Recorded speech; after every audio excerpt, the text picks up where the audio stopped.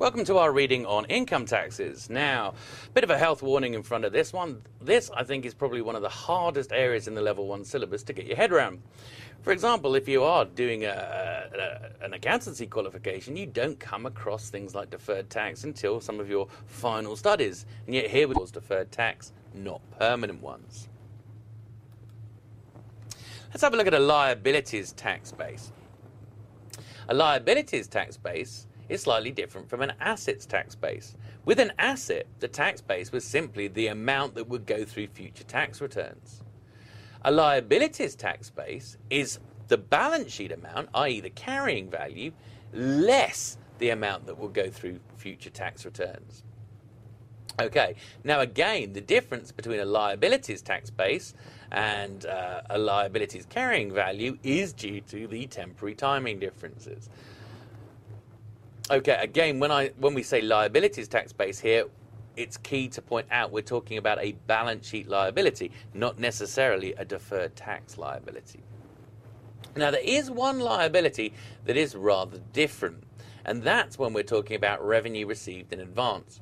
Now, remember, revenue received in advance is when your customers pay you, but you have not yet met the revenue recognition criteria, so you can't record the sale yet. Now, notice here, it says here, the tax base of revenue received in advance is the carrying value, i.e. the balance sheet value of the liability, minus the amount of revenue that will not be taxed in the future. Now, typically, this will be the same as the carrying value, giving us a figure of 0. Why? Why won't we be taxed in the future? Well, it's because the tax authorities tax you at the time of the receipt of the cash from your customer. So in other words, if your customers pay you in advance, you get taxed on that cash when you receive it, not when you record the sale, essentially, in your income statement. So it's a bit of an oddity, that one, so watch out for that. Right, we now move on to our big LOS that says calculate. Calculate deferred tax assets and liabilities, tax expenses, carrying values, etc. So this is going to be a big one. We're going to start off with deferred tax liabilities. So let's have a little look at our example. So our firm has acquired an asset for $21,000 with a 3-year useful life and 0 salvage value. Asset's going to generate $16,000 of revenue for 3 years, and the tax rate is 30%. The firm is allowed to depreciate the asset using double declining balance for tax purposes, but it has to use straight line in the accounts, and we need to compute the tax implications. Well, let's have a quick start on this. First things let's have a look at is the tax returns. So we've got our revenues in there, $16,000 every year, 1, 2, and 3. And then we're going to have our depreciation. Now, our depreciation is calculated double declining balance.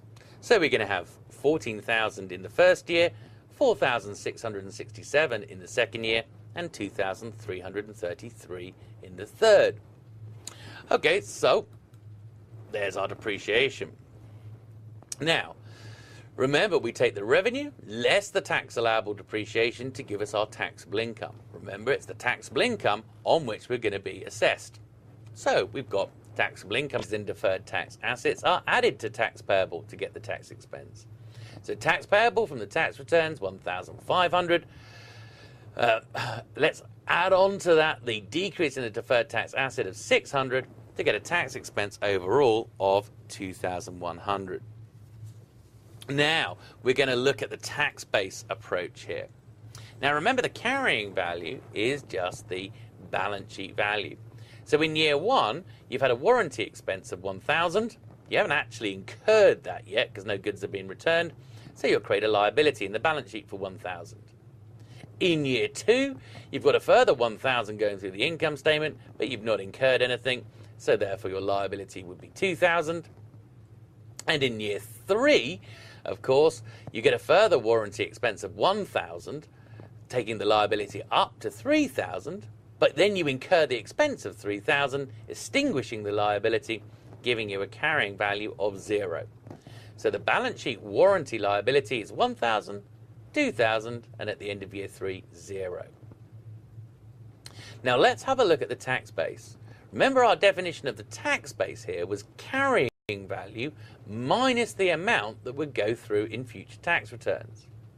So we start off with a figure of 1,000, and we then say how much of this 1,000 will go through in future tax returns. And the answer is all of it, because it completely goes through or reverses in year 3. So carrying value 1,000 minus the amount of amount in future tax returns 1,000, we get a tax base of 0. Same with year 2. You've got a carrying value, a balance sheet value of 2,000. So the tax base is 2,000 minus the amount that will go through future tax returns. And we know when we look at our tax returns, the full repair cost goes through in year 3. So all of this 2,000 will go through in future years. So our tax base again is 0. And then in year 3, the liability value is 0. And of course, we then end up with carrying value 0 minus the amount that which will go through in future tax returns, which is 0. So we end up with a tax base of 0 as well. So notice, therefore, that carrying value less tax base gives us our difference, positive 1,000 in year 1, positive 2,000 in year 2, and nothing in year 3. Take your tax rate, 30% times that difference, and that gives you a deferred tax asset. Remember, this gives you deferred tax asset rather than change in deferred tax asset. So 300 in year 1, 600 in year 2, and nothing in year 3. In other words, the deferred tax asset increases by 300 between year 1 and year 2, and it reverses by 600 in year 3. Okay, so it says the liability method for deferred taxes. Deferred tax assets and deferred tax liabilities are based on differences that are expected to reverse. We clearly saw that in our example. We had timing differences in the first few periods and they reversed in later periods. Now, this then gets a little bit complicated because essentially if you create your deferred tax asset at one tax rate, but the tax rate then changes before it reverses, then you're going to need to make adjustments. Otherwise, it might be based on fair value. So you might get bigger impacts. So that's certainly one. Undistributed profits from subsidiaries, associates, and joint ventures is treated differently between the two. Yeah, have a little awareness. Deferred tax assets, IFRS only recognizes the asset that is likely to be recovered. Look, US GAAP has a similar treatment. They have the full recording of the deferred tax asset, but then they net the valuation allowance against it, giving you the same overall figure on the balance sheet that you would see under IFRS. Different way of arriving, but same figure in the end. Then finally, presentation. US GAAP, of course, splits deferred tax assets and liabilities between current and non-current. Next period's reversal goes into current. Reversals after more than one period go into non-current. IFRS, the full amount goes into non-current assets and liabilities, regardless of the timing of the reversal. Whew. So, I said deferred tax was going to be difficult. It is a stinker. Remember, get the basics. Get the basics, read through, move on with your studies. You can just spend more time in this area than it's worth, okay? Come back maybe on revision and try and get the extra marks, but not right now. You've got to progress with your CFA studies. Right, let's finish off with a question. A deferred tax asset would most likely be created by using straight line depreciation for the financial accounts and accelerated for the tax returns? Yeah, no. That's more likely to create a deferred tax liability. Remember, more expense in the tax returns in the earlier years compared to the accounts gives you a lower taxable income, meaning essentially you pay lower taxable income. You pay less tax now, but more tax in the future. Okay, so that would create, of course, deferred tax liability. So it's not A.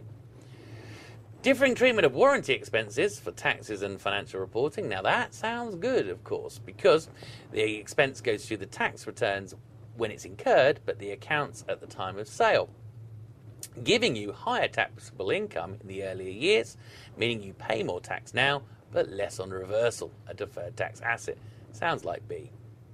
Utilizing existing tax loss carry forwards to reduce a given year's tax payable. Well, again, essentially, that's unlikely to cause a deferred tax asset. So the clear one that leaps out is B. Well done.